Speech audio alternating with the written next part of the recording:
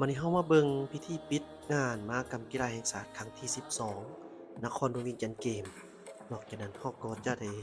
ฮู้เกี่ยวกับเจ้าภาพในครั้งต่อไปโดยเฉพาะแม่นแขวงจำปาสักที่ว่าได้รับเกียรติเป็นเจ้าภาพในงานมหกรรมกีฬาแห่งชาติครั้งที่13แต่ท่านผู้ชมงานมหกรรมกีฬาแห่งชาติครั้งที่12แม้นได้ปิดลงด้วยผลสำเร็จ ข้อมูลจากคปลมหกรรมกีฬาแห่งชาติครั้งที่12หรือนครหลวงเวียงจันทน์เกมส์ที่นครหลวงเวียงจันทน์เป็นเจ้าภาพได้ปิดลงอย่างเป็นทางการในวันที่25พฤศจิกายน2025นี้ให้เกียรติเข้าร่วมโดยทานสอนชัยศรีพันดรนายกรัฐมนตรีมีบรรดาการนำอดีตการนำขันสูงพรรครัฐขันศูนย์กลางและท้องถิ่นพร้อมด้วยบรรดาคณะนำนักกีฬา ผู้ฝึกกรรมการตัดสิน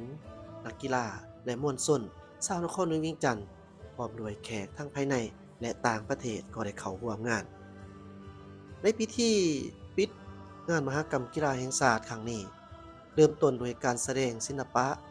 ฟ้อนห้องเพลงเดียวเพลงร่วมหมู่เพลงคู่ยิงส่ายจากศิลปินที่มีชื่อเสียงของสปปลาวต่อด้วยขบวนสวนสนาม ของก่อนกำลังต่างๆ เป็นต้นแมนขบวนป่ายคำขวัญเครื่องหมายสัญลักษณ์งานมหกรรมกีฬาแห่งชาติครั้งที่12ก่อนทุ่งศาสตร์ทุ่งกีฬาก่อนกำลังของกรรมการตัดสินก่อนกำลังคณะนำผู้ฝึกและนักกีฬาจากภาคส่วนต่างๆโอกาสนี้ท่านอาสะพังทองศรีพันดร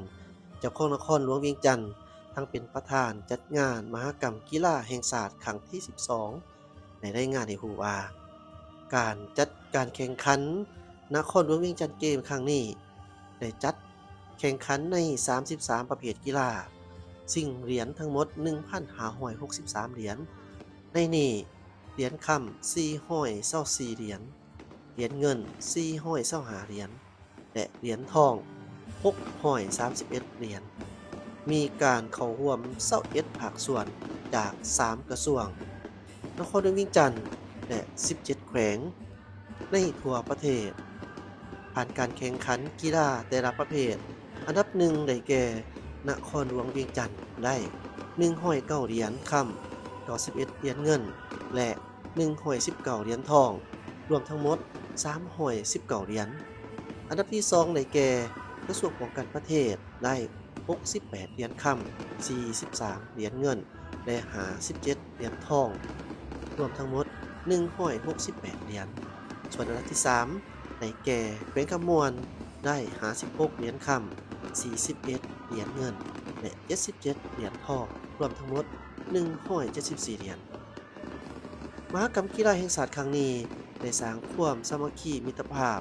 ความเบิกบานมวลซื่นให้แก่ประชาชนบรรดาเผ่า ทางการมีการปรับปรุงระดมจิตใจของปวงชนลาวก็คือชาวนครเวียงจันทน์ในการสร้างขบวนการรับต้อนเพื่อคำนับรับต้อนวันศาสตร์ที่2ธันวาคมครบรอบ50ปีที่จะมาถึงอีกบ่พอได้วันในข้างหน้านี้วันเกิดประธานไกรสอนพรหมวิหารครบรอบ105ปีทั้งเป็นขีดหมายแห่งมหาสามัคคีของปวงชนลาว ซึ่งมันแสดงออกของบรรดาแขวงและกระทรวงที่ได้ส่งคณะนำผู้ฝึกและนักกีฬาเข้าร่วมทั้งหมด9,400 กว่าคนก็คือการเข้าร่วมชมร่วมเชียร์ร่วมพิธีเปิดและร่วมพิธีปิดมีมวลชนเข้าร่วมอย่างหลากหลายในโอกาสดังกล่าวท่านสอนชัยศรีพันดรได้กล่าวปิดงานมหกรรมกีฬาแห่งชาติครั้งที่12อย่างเป็นทางการโดยท่านได้ตั้งหน้าให้รัฐบาลและแสดงถึงความหย่องย่อส้มเซ้ยต่อผลของคณะรับผิดชอบจัดงานคณะพรรคอำนาจการปกครองพี่น้องประชาชนบรรดาเผ่าชาวนครหลวงเวียงจันทน์บรรดาทานคณะนำกีฬาทุกภาคส่วนผู้ฝึกกรรมการตัดสินนักกีฬาผู้ประกอบการและพี่น้องประชาชนลาวทุกสันคนที่ได้ให้การประกอบส่วนเข้าร่วมงานเฮ็ดให้งานมหกรรมกีฬาแห่งชาติครั้งที่12ในครั้งนี้มีผลสำเร็จตามจุดประสงค์ระดับขาดหมายอย่างยกงามในโอกาสนี้ท่านทองสนิทมั่งมะเมฆ รัฐมนตรีกระทรวงศึกษาธิการและกีฬาก็ได้มอบทุนกีฬาแห่งชาติให้แขวงจำปาสักเพื่อเป็นเจ้าภาพในครั้งต่อไปก็คือครั้งที่ 13 ต่างหน้ารับโดยทาน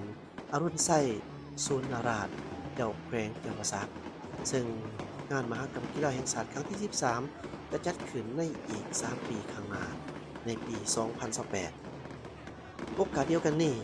ทานอรุณไส้สูนนาราชก็ได้แสดงความรู้สึกเป็นเกียรติที่พรรครัฐบาลก็คือกระทรวงศึกษาธิการและกีฬาได้มอบให้แขวงจำปาสักเป็นเจ้าภาพจัดงานมหกรรมกีฬาแห่งชาติครั้งที่ 13 ซึ่งจะจัดขึ้นในปี 2028 พร้อมทั้งยืนยันว่าจะตั้งหน้าเพิ่มทวีเอาใจใส่ห่างหากะเกี่ยมความพร้อมต่างๆทั้งด้านต่างๆและจะนำเอาบทเรียนที่ถอดถอนได้ในงานมหกรรมกีฬาแห่งชาติในครั้งนี้ไปเป็นบทเรียนเป็นทิศทางแผนการแบ่งความรับผิดชอบในการจัดตั้งปฏิบัติโดยเฉพาะแม่นการโฆษณาเผยแพร่ให้พนักงานทหารตำรวจตลอดฮอดประชาชนชาวแขวงจำปาสักได้รับรู้ถึงความหมายความสำคัญของการเป็นเจ้าภาพที่ดี